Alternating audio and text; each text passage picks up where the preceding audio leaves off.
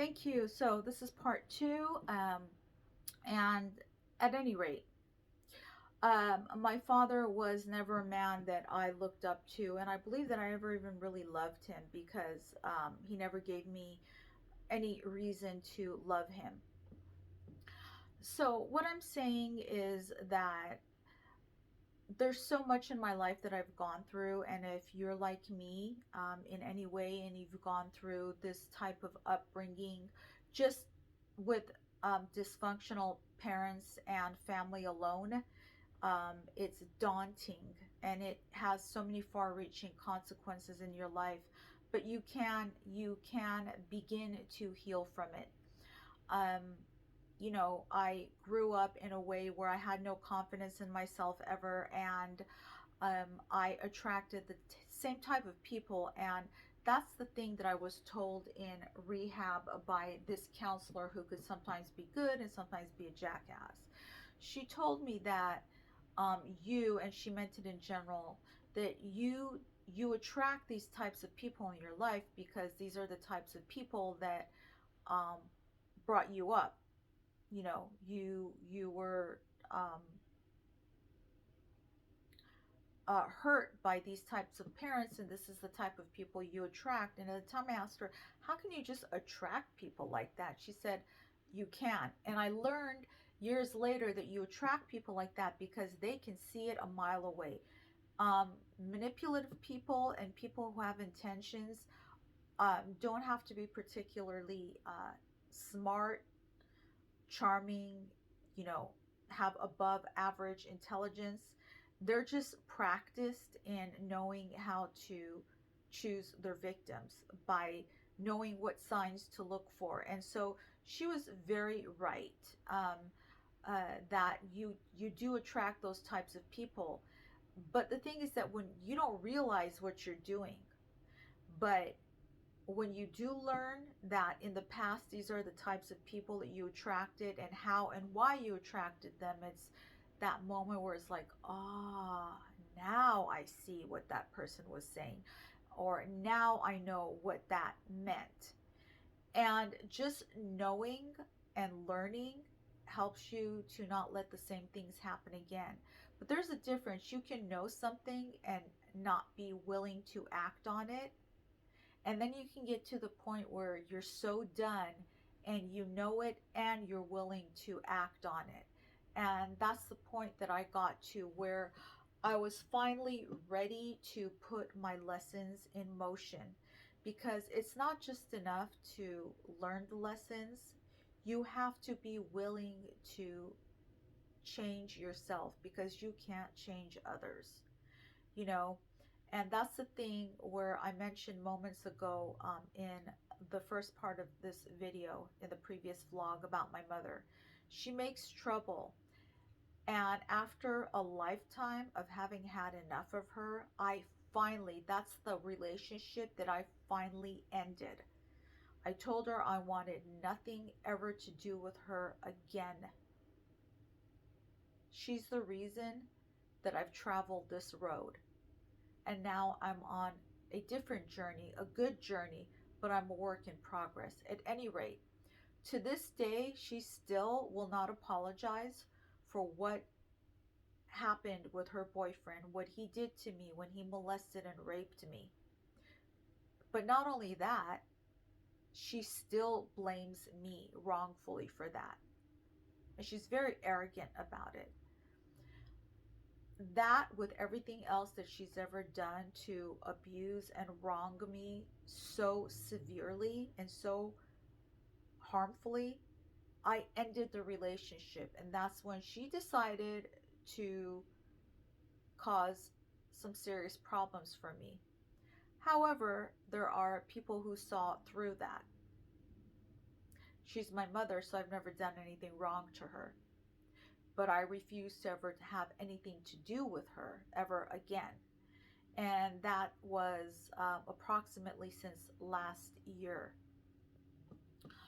And I've had experiences with narcissistic, manipulative sociopaths throughout my life. I've mentioned in another vlog, I've actually outlined the stalker that I have, Tori Ann Roos, who is the same um, disordered personality and is obsessed with me and, causes problems. Here's the thing, you can't change others, but you can change yourself for the better. And it sometimes for some people it takes a lot of effort and it takes a lot of education, which means your own research on how to help yourself. If you do have a support system, that's great. If you have a counselor who understands these personality disorders, that's great. Not all counselors do, not all therapists do. So it's important to find one who does, if this has been the center of your upbringing and life. Um, to this day, I'm still working on myself, but I'm doing so much better. I know what I want in life. I know what's important to me. I have the confidence, I have the self esteem, I have the dignity and the self respect. I have self preservation. I do love myself, and and um, I practice self care, which is so important. Um, if this was in the beginning and someone had shown me on a screen what I was headed for in my life, I would have kicked and screamed and said, no, this is a hill that I don't want to climb. Um, and I liken this to the allegorical book, which is my favorite book next to The Wizard of Oz and Dorothy. It's called Hind's Feet on High Places. It's an allegorical book about God. I don't believe in God. I am spiritual and I believe in spirituality. However, you don't have to read that book. That book is really something good. And it was given to me at the time that I was locked up in LA County Jail, and it was given to me by a wonderful woman. She was a staff member there.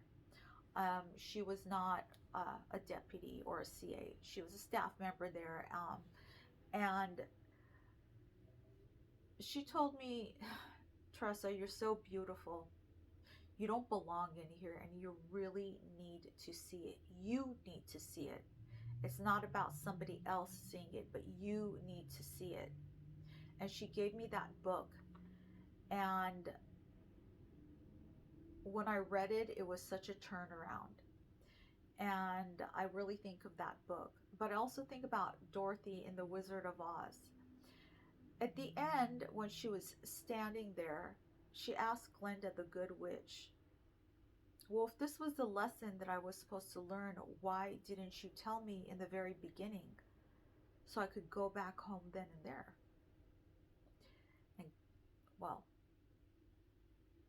I believe it was the Scarecrow who asked Glinda that. And Glinda's answer was, well, if I had told her then, she wouldn't have learned it.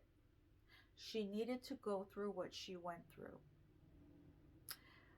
So if somebody had told me everything that I was headed for, I would have kicked and screamed at the time. But now that I'm on the other side of that hill that I've climbed, in a ways I'm glad that I went through that, because it's made me the better person that I am now. And I just want you guys to know that if you're going through this, if you're going through something similar, whatever you're going through, there's always a tomorrow, and it's a better tomorrow.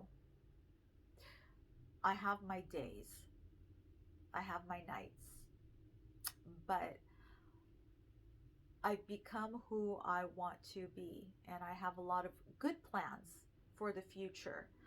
Um, you know, first and foremost, dearest and best is animals, but I also have some good things that I want to do. You know, one of them has to do with human sexuality, which is really important to me. And I believe that, you know, we have to make that the norm. And there's more on that coming up in the future. And hey, you guys, if you have any questions, any suggestions, anything, please post them here, and I would love to read them. I would love to hear from you guys. Keep it positive. If you haven't subscribed, please subscribe. Hit your notifications, like, and share. And I will see you back here soon. Thank you. Bye.